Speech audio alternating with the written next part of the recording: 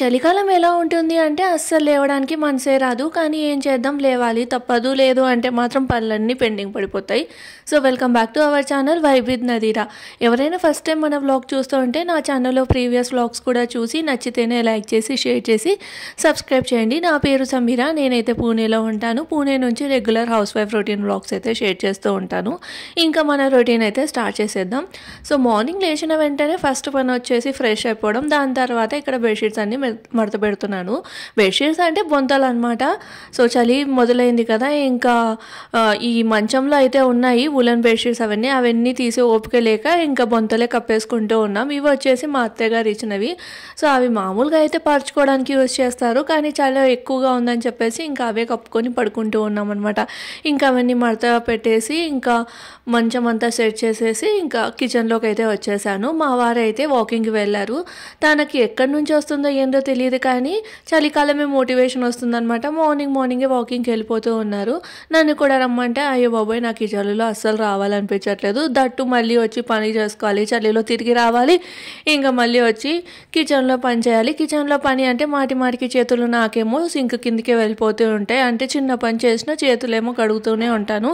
So ఇంకా ఈ చలిలో పని చేయడమే ఎక్కువ అనుకుంటే ఇంకా వాకింగ్ కూడా వెళ్ళి రావాలా. ఈవినింగ్ వస్తాను, నువ్వు వెళ్ళి రాపు అంటే ఇంకా తనేమో వాకింగ్కి వెళ్ళిపోయారు. ఫస్ట్ నేను కిచెన్లోకి వచ్చిన తర్వాత చేసే పని ఏంటి అంటే అందరూ చేసే పని మన పాత్రలు అవన్నీ సెట్ చేసుకోవడం, దాని తర్వాత స్టవ్ క్లీన్ చేసుకోవడం, ఇలానే ఉంటుంది అనమాట. ఇంకా చపాతీ పిండి అయితే తడిపేస్తూ ఉన్నాను. నా రెగ్యులర్ రొటీన్ లో ఇది ఒక భాగం అనమాట. లేచిన వెంటనే అసలు ఆలోచించాల్సిన అవసరమే లేదు, ఆటోమేటిక్ గా చపాతీ పిండి తడపాలి. సో నా హస్బెండ్ రైస్ కంటే కూడా చపాతీ తీసుకెళ్ళడానికి ఇష్టపడతారు కాబట్టి ఇంకా తనను కూడా అడగాల్సిన అవసరం లేదు. ఓన్లీ కర్రీ మాత్రం అడుగుతాను అనమాట. ఒక్కొక్కసారి తనకి ఇంట్రెస్ట్ ఉండదు ఏ వెజిటేబుల్ తినాలి తినొద్దు అని చెప్పేసి, తను ఏం చెప్తే ఇంకా చేస్తాను. ఇక్కడ వచ్చేసి వాకింగ్ వెళ్ళి వస్తూ పాలు అయితే తీసుకొని వచ్చారు. అయితే నేను చెప్తూ ఉన్నాను అనమాట, ఆల్రెడీ ఒక 1 లీటర్ దాకా పాలు ఉన్నాయి, మళ్ళీ 1 లీటర్ తెచ్చావని అయితే చెప్తూ ఉన్నాను. నాకేం తెలుసు, నేను చూసుకోలేదు, అయిపోయాయేమో అని తెచ్చాను అంటే ఇంకా సర్లే ఫ్రిడ్జ్లో పెట్టేసి పాయసం అలా చేసుకోవచ్చులే అన్నట్లయితే అన్నాను అనమాట. అలానే ప్రెస్సింగ్కి బట్టలు అవి ఇస్తే ఇంకా అవి కూడా తీసుకొని వచ్చారు. దాని తర్వాత ఇక్కడ అయితే నేను బ్రేక్ఫాస్ట్లోకి దోశలు వేస్తున్నాను. ఎర్రకారం శనగపిండి చట్నీ, అలానే ఈ మన లైక్ కొబ్బరి చట్నీ అనమాట. కొబ్బరి కూడా పచ్చి కొబ్బరి అయితే లేదు, ఎండు కొబ్బరి వేసి చేస్తాను అనమాట. ఆల్మోస్ట్ నేను ఎప్పుడో ఒకసారి లైక్ ఇడ్లీ వడ అది చేసినప్పుడు పచ్చి కొబ్బరి యూజ్ చేస్తాను, అంతే తప్ప ఇంకా దోశలు అయితే కంటిన్యూగా ఉంటూనే ఉంటాయి కదా, అందుకని ఇంకా ఎండు కొబ్బరి వేసి అయితే చేస్తాను. ఎండు కొబ్బరి వేసి చేసుకున్నా కూడా చట్నీ అనేది చాలా బాగుంటుంది, బట్ పప్పులు ఎక్కువగా వేసుకుంటే బాగుంటుంది అనమాట. ఇక్కడ ఫాస్ట్గా శనగపిండి చట్నీ కూడా చేసేసాను.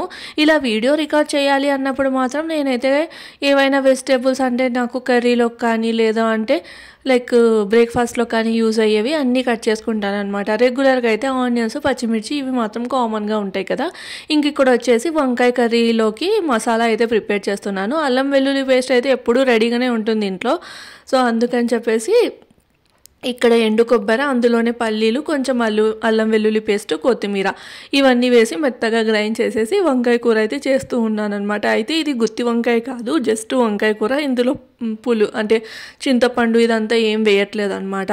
సో నా హస్బెండ్కి పులుపు అంటే అంత ఇష్టంగా తినరు. ఈవెన్ నాకు తెలిసి మహారాష్ట్రలో కూడా చాలామంది పులుపు ఎక్కువ ఇష్టంగా తినరు. మన సైడ్ అయితే చేపల పులుసు, చారు ఇలా డిఫరెంట్ ఐటమ్స్లలో ఎక్కువగా చింతపండు యూజ్ చేసి తింటాం కాబట్టి మనకి పులుపు తినే అలవాటు ఉంది. కానీ ఇక్కడ చాలామందికి పులుపు అంత నచ్చదు, అలానే నా హస్బెండ్కి కూడా. బట్ నా కోసం మాత్రం రసం కానీ లేదంటే పచ్చి పులుసు కానీ అప్పుడప్పుడు గుత్తి వంకాయలో పులుపు ఎక్కువ వేసి చేసినా కూడా తింటారు.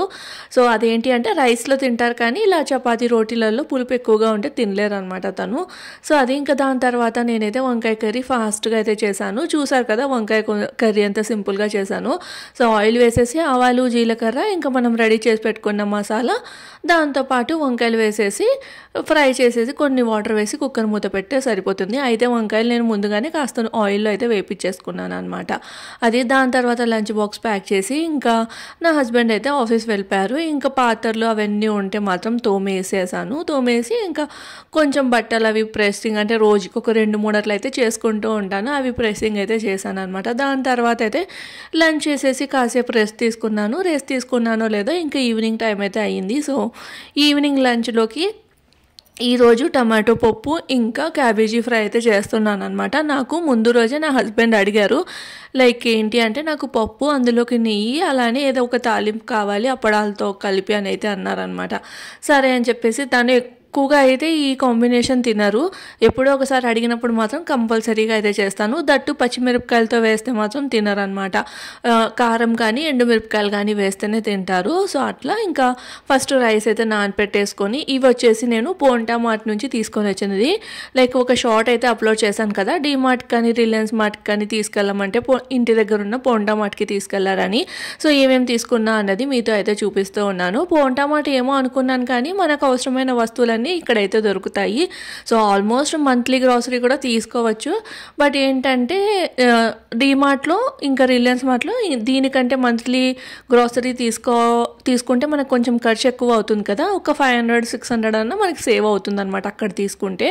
సో ఏమేమి తెచ్చుకున్నానో చూసారు కదా, మిర్చి పౌడరు, ఇంకా మిరియాలు, అలానే బిస్కెట్స్ అనమాట, చాయ్లోకి అలా బిస్కెట్స్, ఇంకా కొన్ని మసాలాలు అయితే తీసుకొని వచ్చాను. ఇంకా అవన్నీ సెట్ చేసేసుకొని ఇక్కడైతే క్యాబేజీ కట్ చేసుకుంటూ ఉన్నాను. ఇంకా నా హస్బెండ్ అయితే రాలేదనమాట. టైం వచ్చేసి 6-6:30 అలా అవుతుంది. సో నేను ఏంటి అంటే తను వచ్చే ముందు కొన్ని ప్రిపరేషన్స్ అయితే చేసి పెట్టుకుంటాను. సో దట్ ఏంటి అంటే తను వచ్చిన తర్వాత కాసేపు తనతో టైం స్పెండ్ చేసుకోవచ్చు అని.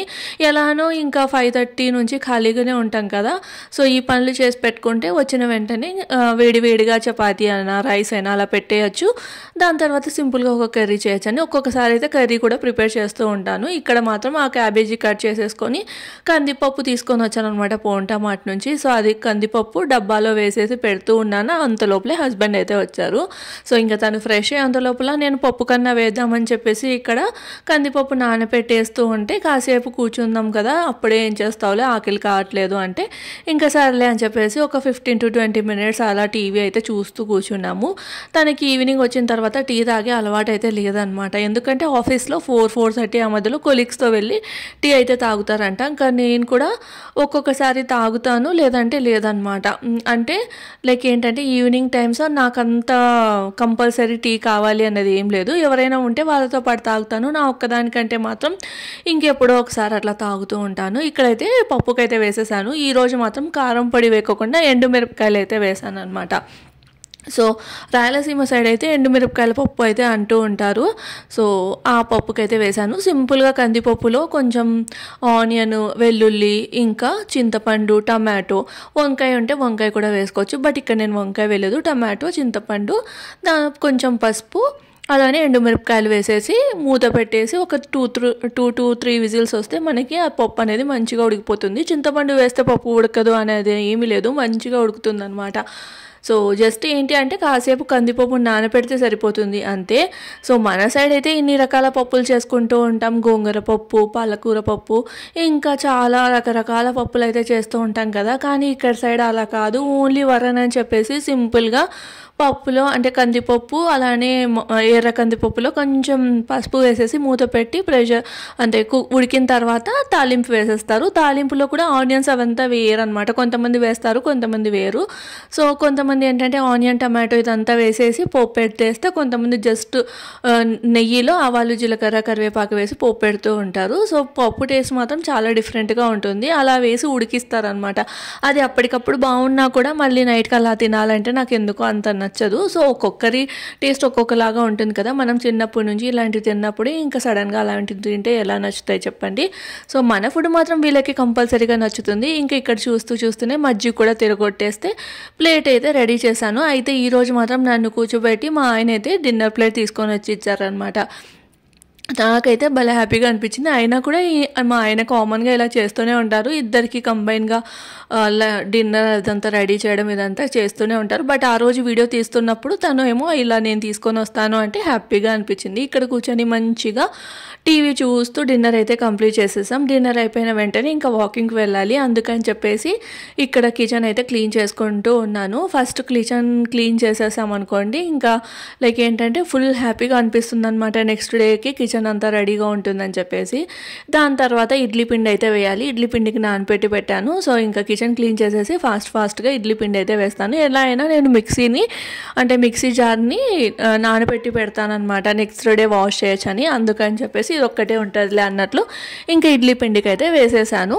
సో దీని తర్వాత వాకింగ్కి అయితే వెళ్ళిపోతాం అనమాట. సో డైలీ ఆల్మోస్ట్ ఇలానే ఉంటుంది నా రొటీన్ వచ్చేసి. ఇంక ఈ వ్లాగ్ అయితే ఇక్కడితో ఏం చేస్తున్నాను. రేపటి వ్లాగ్తో మళ్ళీ కలుస్తాం. వ్లాగ్ నచ్చితే లైక్ చేసి సబ్స్క్రైబ్ చేయండి.